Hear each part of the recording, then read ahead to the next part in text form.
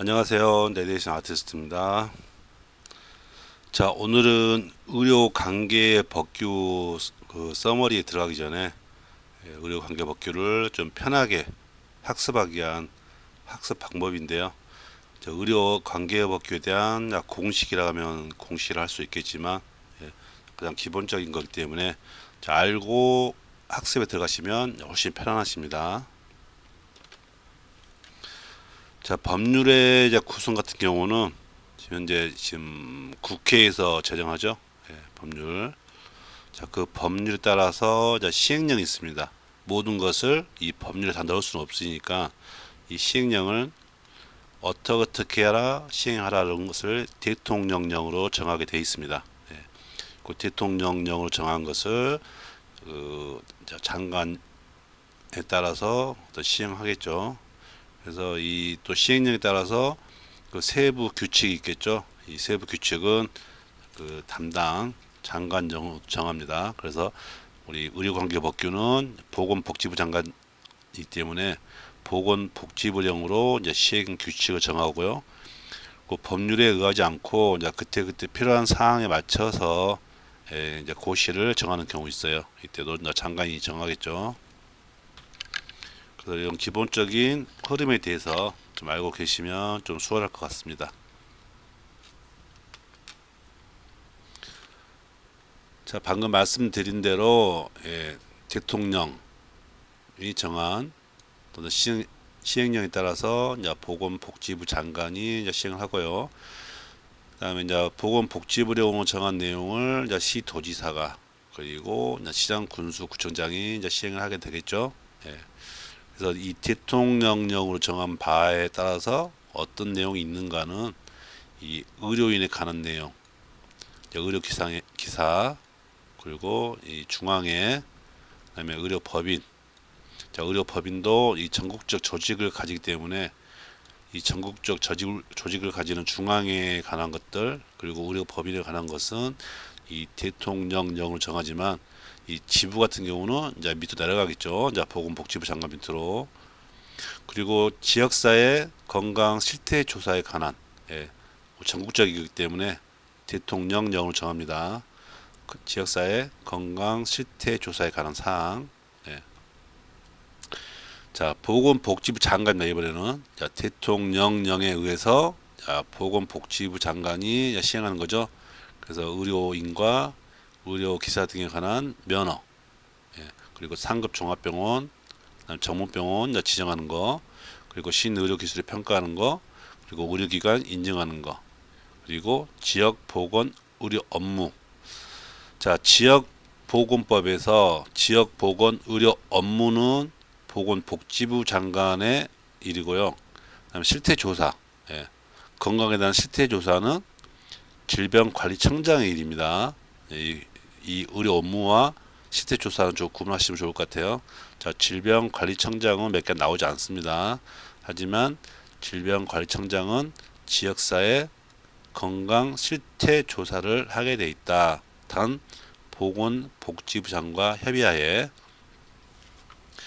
그리고 보건복지부령으로 정하는 것은 이게 간호, 간병 통합 서비스, 그다음에 의료 행위의 범위라든지 의료 인력의 정원, 그리고 의료기관 인증, 자, 위에 있었죠?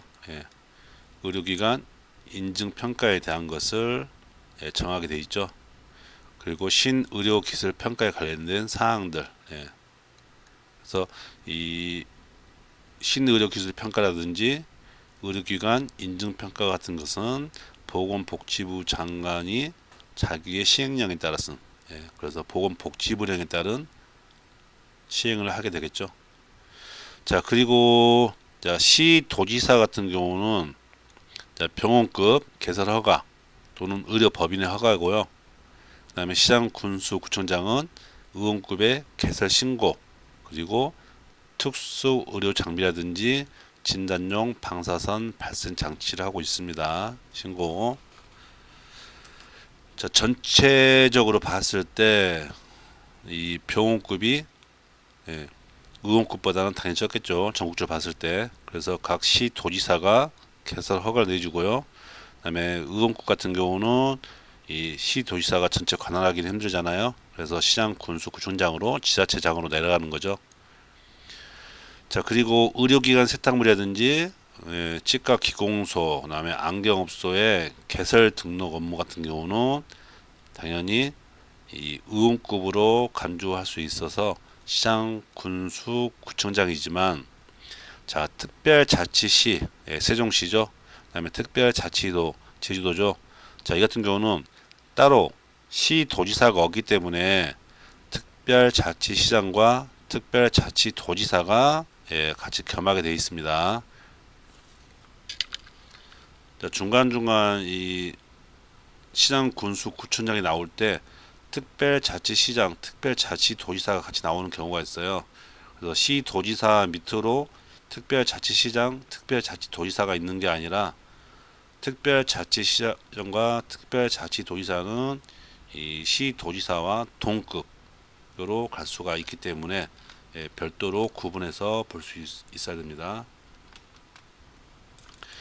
자, 다음은 이제 벌칙인데요. 자, 벌칙도 지금 이렇게 뭐 10년 이하 징역, 1억 원 이하 벌금, 뭐 7년 이하 이렇게 정해져 있지만, 이 징역에 10년, 그다음에 7년, 이렇게 막 3년 여러 가지 있겠죠. 당연히 벌금도 같이 차이가 나오고요. 자, 이 부분에 대해서도 마찬가지 크다고 생각했을 때는 당연히 징역도 길 거고, 그리고 벌금도 클 겁니다. 그래서 의료기관을 개설할 수 없는 자가 의료기관을 개설해서 운영하는 자, 당연히 무면허죠. 이런 무면허 의료기관을 개설할 수 있는 국민 건강에 어떤 큰 위험을 초래할 수 있습니다. 당연히 그래서 10년 이하 징역, 1억 원 이하 벌금 상당히 크죠. 예. 자, 그리고 자, 의료 행위가 이루어진 장소에서 의료기관이 있겠죠. 의료기관에서 의료 관련 종사자를 폭행하거나 또는 의료 행위를 받는 사람을 폭행하거나 또는 다치게 하는 경우에도 마찬가지 7년 이하 징역 또는 1,000만 원 이상 7천만 원 이하 벌금. 보통 얼마 이하라고 적혀져 있는데 이렇게 의료 관련해서는 1,000만 원 이상을 정했습니다. 최소한 벌금은 1,000만 원 나온다는 거죠. 그리고 중상에 이르게 한 경우는 3년 이상 10년 이하 징역으로 정했습니다. 예. 그리고 사망에 이르게 한 경우에는 무기 또는 5년 이상의 징역으로 정했어요. 이렇게 아예.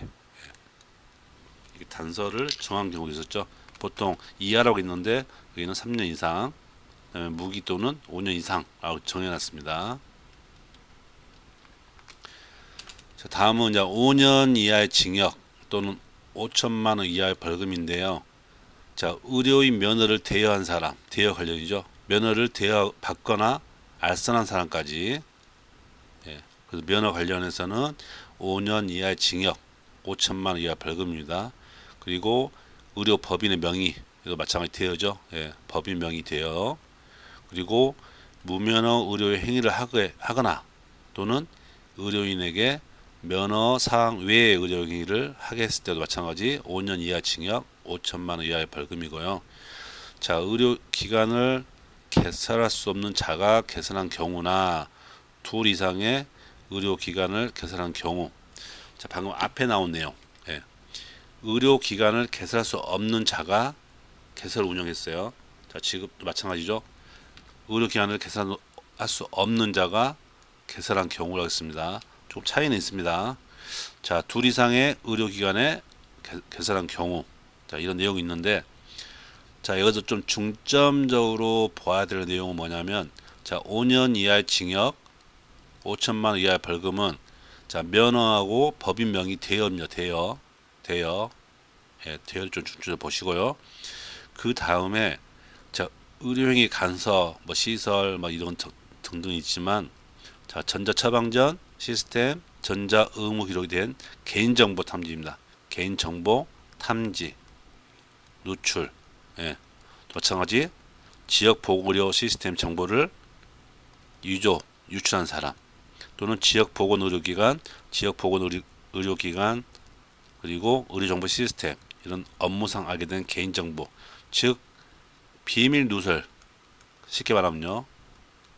자, 비밀 누설인 경우는 무조건 5년 이하의 징역이나 5천만 원 이하의 벌금이라고 보시면 됩니다. 자, 비밀 누설 관련돼서는 무조건 5년 이하 징역, 5천만 원 이하 벌금입니다. 자, 이 내용은 의료법과 지역보건법에 관련된 내용이고요. 자, 의료 기사 등에 관한 것은 좀 살짝 틀립니다. 방금은 의료법에 관련해서는 5년 이하의 징역, 5천만 원 이하의 벌금이었지만, 자, 의료 기사 등에 관한 법률에서는 자, 이게 무면허죠. 예, 면허돼요. 마찬가지죠. 자, 이 같은 경우는 3년 이하의 징역, 3천만 원 이하의 벌금입니다. 자, 또 이게 비밀 누설 있죠. 또 3년 이하 징역, 3천만 원 이하 벌금입니다. 밑에도 마찬가지죠. 예. 자, 다시 말씀드리자면, 자, 5년 이하의 징역, 그다음에 5천만 원 이하의 벌금은 자, 의료법에 관련, 그리고 지역보건법에 관련 면허 대여, 예. 그리고 비밀 누설이고요. 의료 기사 등에 관한 법률에서 자, 3년 이하 징역, 3천만 원 이하의 벌금은 똑같습니다. 면허 대여도는 비밀 누설. 예. 차이가 있습니다. 두 가지.